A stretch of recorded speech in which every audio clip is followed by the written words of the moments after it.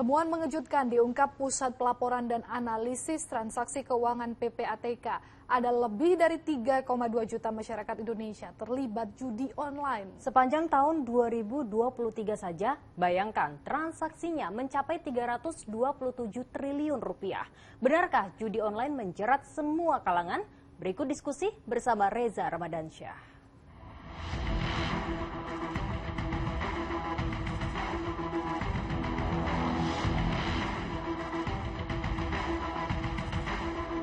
Keisengan berbuntut kecanduan, coba-coba peruntungan, berakhir jeratan.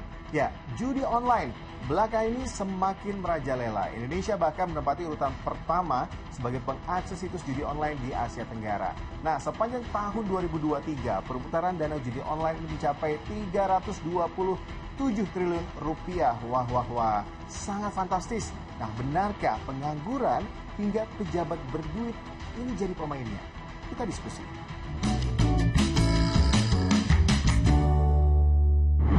Ini ya, pecandu judi online ini semakin tersebar di berbagai kalangan. Judi online makin marak karena tingginya demand.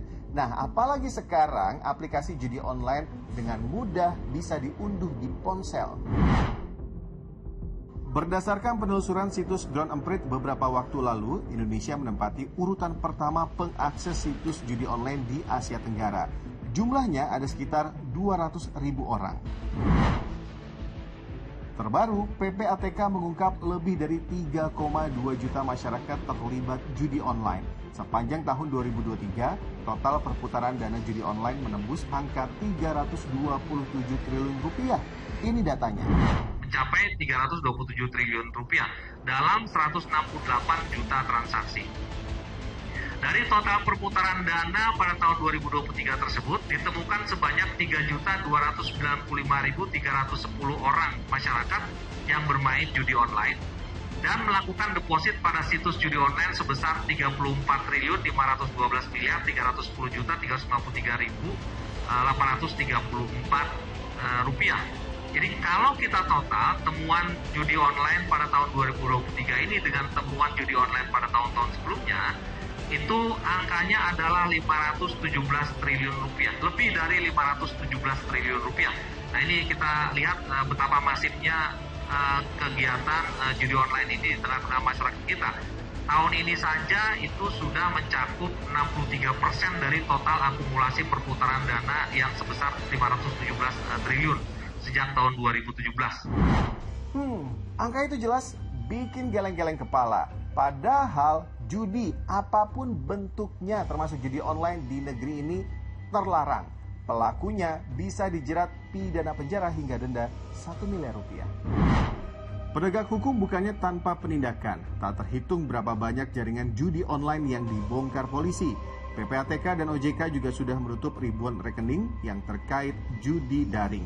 Tapi tetap saja, lembah hitam judi online menjerat berbagai kalangan, mulai pengangguran hingga pejabat berduit. Jangan-jangan ada pihak yang berkepentingan untuk melihat situasi judi online ini seperti ini, ya. Nah, siapa yang berkepentingan itu? Saya lihat bahwa kemungkinan tentu saja adalah pihak-pihak yang menjadi bandarnya, pihak yang menjadi pemilik hostnya, sampai kepada pemainnya, dan juga pihak-pihak yang mengamankannya, atau pihak-pihak yang mencegah jangan sampai kemudian kegiatan hukum atau tangan hukum itu menyentuh dari mereka.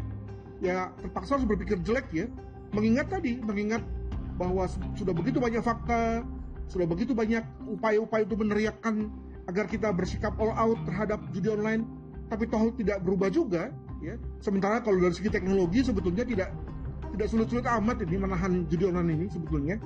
Nah, maka terpaksa kita berpikir bahwa jangan-jangan ada pihak-pihak yang sebetulnya punya kepentingan dan tidak ingin agar fenomena judi online ini hilang dari bumi Indonesia. Pemerintah harusnya sadar bahwa ini akan menjadi penyakit gitu. Karena apa? Karena akan membuat masyarakat kita ketagihan, begitu ketagihan dia main dan pasti kalah. Kenapa saya bilang pasti kalah? Karena yang dilawan itu adalah mesin. Ketika orang judi yang dilawan adalah mesin, udah pasti kalah. Kenapa? Karena mesin itu dibuat dengan algoritma tertentu sehingga tidak akan bisa membuat si pemainnya itu menang. kalaupun yang menang itu hanya beberapa orang saja yang misalkan influencer dibayar untuk ngiklanin gitu. Nah, ID-nya dia dibenerin tuh, dibagusin tuh, sehingga ketika influencer main ternyata dia menang terus. Nih gampang nih contohnya nih, saya main menang terus gitu. Sehingga akibatnya apa? Banyak orang tertarik. Nah, perangkap judi online ini menyasar ke sejumlah pihak untuk keperluan promosi, mulai dari selebgram hingga selebriti ternama tanah air. Masyarakat pun mulai banyak yang tergoda atau sekadar ikut-ikutan. Sebut saja artis Wulan Guritno dan Amanda Manopo yang harus berurusan dengan hukum karena mempromosikan judi online di media sosial mereka. Keduanya sama-sama berdalih tidak tahu situs yang mereka promosikan adalah judi online. Kalau Wulan Guritno, kemudian Amanda Manopo statusnya sebagai saksi. Tapi dua selebgram asal Bogor statusnya tersangka karena mempromosikan situs judi online sejak 2 tahun lalu. Dua perempuan muda KA dan FA mengaku mendapat bayaran Rp700.000 hingga Rp3 juta per bulan untuk mempromosikan sejumlah situs judi online. Bukan untung yang didapat, keduanya dijerat ancaman penjara 10 tahun karena melanggar Undang-Undang ITE. Udah rahasia umum ya, kalau perjudian itu hanya memberikan harapan sesaat bagi pemainnya. Diberikan kemenangan di awal, tapi kemudian terpuruk selanjutnya. Pemenangnya juga disebut-sebut udah disetting. Gak cuma itu, dampak buruknya juga gak main-main. Mulai dari kecanduan, kerugian finansial, mengganggu kesehatan mental, sampai pencurian data pribadi yang bisa disalahgunakan. Perjudian online menawarkan mimpi, memperoleh banyak uang secara cepat, padahal nyatanya banyak orang yang merugi.